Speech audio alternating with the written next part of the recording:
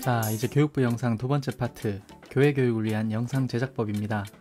이번 파트에서는 교회에서 교인들과 주일학교 학생들을 대상으로 하는 강의 영상을 만드는 방법을 알려드리도록 하겠습니다. 그 중에서 이번 영상에서는 6강 OBS 프로그램 사용하는 방법을 알려드리겠습니다. OBS는 인터넷 방송을 위한 프로그램입니다.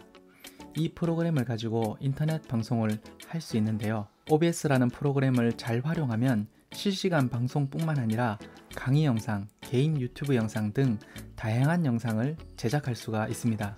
그래서 이번 시간에는 OBS를 설치하는 방법, 그리고 기본적인 세팅하는 방법, 사용하는 방법을 설명드리려고 합니다.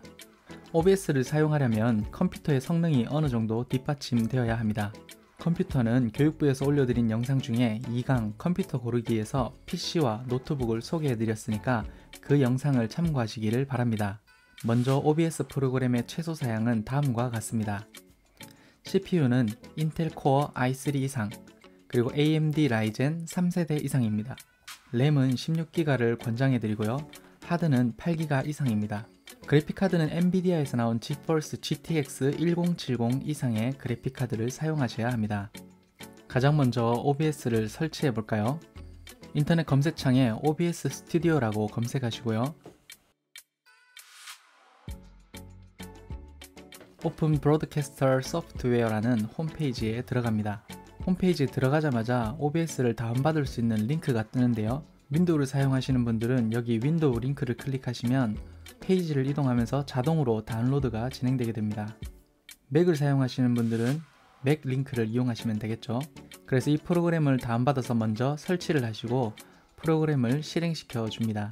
자, OBS를 설치하시고 나면 이제 가장 기본적인 세팅을 해야 되는데요. 저는 이전에 OBS를 설치했었기 때문에 OBS 초기 화면에서 아무런 창이 뜨지 않는데, 처음 설치하시는 분들은 기본 설정을 하라고 창이 뜨게 됩니다. 그 창은 그냥 무시하시고 다 넘어가시면 됩니다. 다 넘어가신 후에 저와 같이 설정을 해보겠습니다.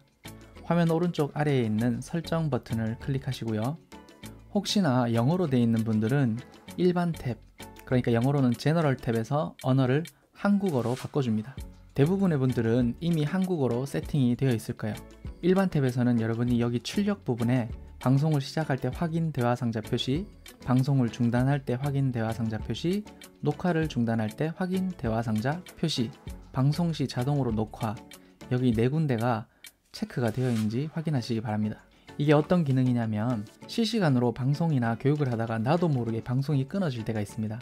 그러면 방송은 끊어졌는데 그것도 모르고 혼자서 방송을 계속 하게 될 때가 있거든요. 여기에 체크를 해두시면 방송이 끊어졌을 때 대화 상자가 뜹니다. 그래서 방송이 끊어진 걸 확인할 수 있고 얼른 다시 방송을 연결할 수가 있습니다. 그래서 여기를 체크해 두시고 두 번째 탭으로 가셔서 방송으로 넘어갑니다. 여기는 실시간 방송을 하시는 분들을 위해서 설정을 해야 되는 곳인데, 저는 유튜브로 예배 영상과 실시간 강의를 송출하기 때문에 서비스에서 유튜브를 클릭해 줍니다. 여기 스트리밍 키는 내가 가지고 있는 OBS 프로그램과 유튜브를 연결해주는 키예요. 그래서 처음에 한 번만 유튜브에서 이 키를 받아오게 되면 그 다음부터는 만지지 않아도 됩니다. 유튜브 스트림 키를 받아오는 방법을 알려드리겠습니다. 가장 먼저 유튜브로 들어가서 실시간 스트리밍 시작을 누릅니다. 자, 여기가 바로 유튜브 안에서 실시간 스튜디오를 할 수 있는 창인데요. 여기 왼쪽 아래에 보면 스트림 키라고 있습니다. 여기 스트림 키가 각자 고유한 스트림 키인데 이 스트림 키를 복사를 눌러줍니다. 복사를 누르고 다시 OBS로 돌아와서 여기 스트림 키 창에다가 붙여넣기를 해줍니다. 이렇게 하면 모든 작업이 끝이 났습니다. 두 번째 탭은 여기까지 설정을 해주시고요. 세 번째 출력 탭으로 넘어갑니다. 출력 탭에서 여러분들이 손댈 것은 거의 없을 것 같습니다. 비디오 비트레이트는 6000으로 기본 설정이 되어 있는데 좀 더 높은 화질로 하시기 원하시는 분들은 10,000, 12,000, 15,000 정도로 설정하시는 분들도 있더라고요. 저는 교육 영상을 송출하다 보니까 6000의 비트레이트를 사용하는데 크게 문제는 없습니다. 여기 인코더는 개인이 사용하는 PC에 외장 그래픽카드가 있으면 외장 그래픽카드를 설정해 주시면 가장 좋습니다. 제가 지금 사용하고 있는 노트북에는 외장 그래픽카드가 없어서 소프트웨어로 설정이 되어 있습니다. 자, 여기 방송 부분이 실시간 방송을 하시는 분들에게 필요한 것이고, 여기 아래는 내가 하는 강의를 녹화하는 파트입니다. 자, 녹화 경로를 목사님들의 컴퓨터에 어디에 녹화할지를 먼저 설정을 해주시고요. 그리고 녹화 품질은 무손실 상태와 비교하여 거의 차이가 없는 품질, 큰 파일 크기로 저장해줍니다. 녹화 형식은 MP4, 마찬가지로 인코더는 외장 그래픽카드가 있으신 분들은 외장 그래픽카드를 선택해 주시고 없는 분들은 소프트웨어로 인코더를 설정해 주시면 됩니다. 그 다음으로 오디오 탭으로 넘어오면 여긴 손댈 것이 없고요. 비디오 탭으로 넘어가서 기본 해상도를 1290-1080 FHD 해상도로 설정해 줍니다. 출력 해상도도 똑같이 해주셔야 됩니다. 처음에 OBS를 설치하면 이 두 가지가 다르게 설정이 되어 있는데 꼭 똑같은 화면 해상도를 설정해 주셔야 합니다. 나머지 부분은 저와 똑같이 설정해 주시고요. 왼쪽 아래 적용, 오른쪽 아래 확인 버튼을 누르고 나갑니다. 그러면 OBS 프로그램 사용을 위한 기본 설정을 마쳤습니다. OBS 프로그램은 내가 원하는 창을 화면에 적절한 크기로 배치할 수 있다는 장점이 있습니다. 한 화면 안에 강의자의 모습, PPT, 사진, 그림 등 원하시는 것을 적재적소에 배치할 수 있다는 장점이 있습니다. 기본적으로 OBS를 설치하시면 여기 왼쪽 아래에 두 가지 창, 장면 목록과 소스 목록이 비어 있습니다. 저는 교회에서 예배 실시간 영상을 송출하고 교회 강의를 이 OBS로 이미 해왔기 때문에 두 가지 장면 목록을 따로 만들어 두었는데 목사님이 하고자 하는 방송의 이름을 장면 목록에 추가하시면 됩니다. 예를 들어서 여기 왼쪽 아래에 추가 버튼, 플러스 추가 버튼을 누르시고 교육부 영상 강의 장면 이름을 만듭니다. 자, 그러면 왼쪽 아래에 교육부 영상 강의라는 장면 목록이 추가가 되었죠. 자, 그 다음으로 이제 목사님들이 강의에서 사용하고 싶은 소스들을 여기다 추가를 할 수가 있는데요. 저는 가장 먼저 캠으로 나오는 제 얼굴을 한번 넣어 보도록 하겠습니다. 여기 비디오 캡처 장치를 추가하셔서 이름을 강의자 얼굴 이렇게 해서 확인을 누릅니다. 그러면 어떤 장치에 있는 영상을 불러올 건지 설정할 수 있죠. 장치에서 노트북 내장 카메라를 이렇게 선택을 하고요. 확인. 그럼 화면에 제 얼굴이 이렇게 나옵니다.